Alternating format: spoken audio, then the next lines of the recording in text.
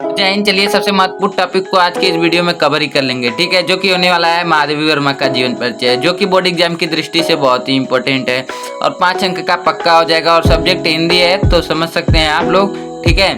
Subject Hindi है और कक्षा 10th का है, ठीक है, तो बहुत ही इंपॉर्टेंट होने वाला है, ठीक है। बोर्ड एग्जाम 2024 देने वाले हैं तो ये वीडियो आपके लिए बन रहा है, ठीक है। और 2024 तो चल ही रहा है, समझ रहे हैं आप लोग, मतलब 2024 में पेपर हम लोगों के बारे में आएगा ही, ठीक है। तो महादेवी वर्मा का जीवन परिचय है, तो जीवन परिचय कुछ होता नहीं है, ठीक है। जीवन परिचय का मतलब होता है बना के लिखना, ठीक है। और उनके बारे में 2-4 शब्द जान जाएंगे, उसी को घुमा फिरा के लिख देंगे, एग्जामिनर नंबर तो पूरा देगा, ठीक है।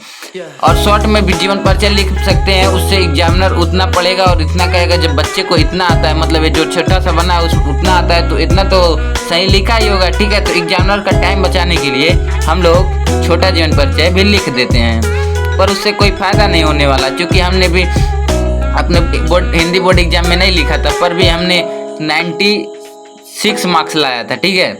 तो जीवन परिचय, ठीक है। श्रीमती महादेवी वर्मा का जन्म उत्तर प्रदेश के फर्रुखाबाद नगर में सन 24 मार्च 1907 ईस्वी में हुआ था, ठीक है।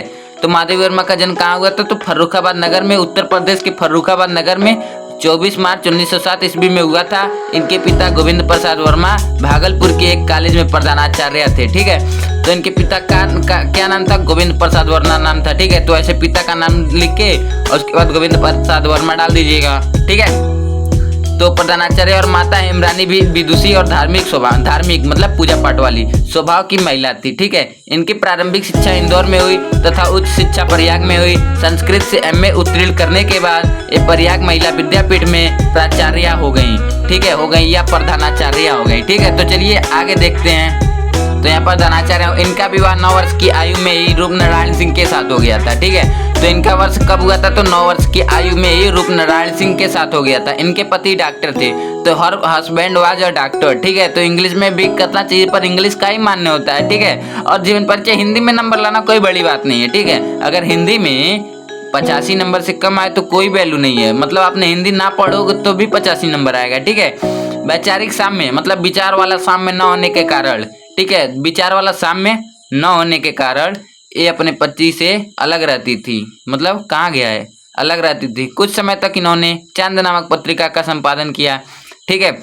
तो कुछ समय तक इन्होंने क्या किया? चांद नामक पत्रिका का संपादन किया। इनके जीवन पर महात्मा गांधी का तथा साहित्य साधना पर रविंद्रनाथ टैगोर का विशेष प्रभाव पड़ा, ठीक है। इन्होंने नारी स्वतंत्र के लिए सदैव संघर्ष किया और अधिकारों की रक्षा करने के लिए नारी का शिक्षित होना आवश्यक बताया, ठीक है। तो ये महादेवी वर्मा जी हैं जो नारी स्वतंत्र के लिए हमेशा संघर्ष की, और ये भी बोली हैं कि नारी मतलब अधिकारों की रक्षा करने के लिए नारी का शिक्षित होना आवश्यक है, ठीक है।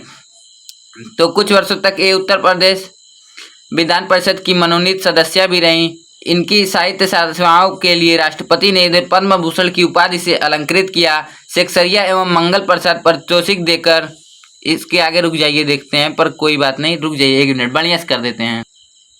राष्ट्रपति ने इन्हें पद्म भूषण से भी सम्मानित किया। मतलब यहाँ पर देखिए, इनकी साहित्य सेवाओं के लिए राष्ट्रपति ने इन्हें पद्म भूषण की उपाधि से अलंकृत किया। शेक्सपियर एवं मंगल प्रसाद पारितोषिक से भी इन्हें सम्मानित किया गया। उत्तर प्रदेश के हिंदी संस्थान द्वारा 18 मई 1983 ईस्वी को इन्हें हिंदी की सर्वश्रेष्ठ कवयित्री के रूप में भारत भारती रत्न या भारत भारती पुरस्कार प्रदान करके सम्मानित किया गया। इन्हें निर्जा पर 500 रुपये का तथा यामा पर 1200 रुपये का पारितोषिक भी मिला था। ये प्रयाग में ही रहकर जीवन प्रयत्न मतलब जीवन भर साहित्य साधना करती रहीं। 11 सितंबर 1987 को ये इस संसार से विदा हो गई और ये 80 वर्ष की आयु में ही इस संसार से विदा हो गई।